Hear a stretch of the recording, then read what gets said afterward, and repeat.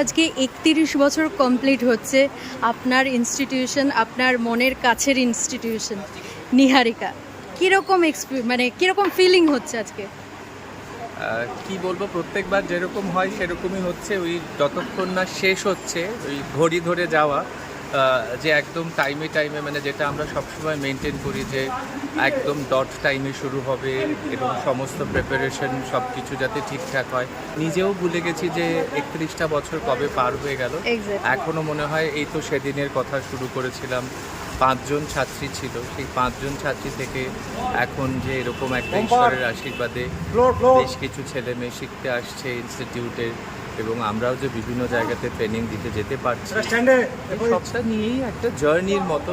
ছাত্রীদের নিয়ে কিরকম আশাবাদী আপনারা? মানে এতদিন ধরে প্রত্যেকটা ছাত্রছাত্রী মানে রিহার্সাল করেছে, কিরকম মনে হচ্ছে যে কতটা আশাবাদী? মানে এর আগের বছরগুলোতে যা দেখেছি যে ওরা রিহার্সালে যা করে তার থেকে সবসময় স্টেজে একটু হলেও ভালো করে, কারণ সবাই চায় সেজে গুজে একটা এনার্জি আসে, আর বাবা মা দেখতে আসবে, বাড়ির লোক দেখতে আসবে, তাতে একটা এনার্জি থাকে।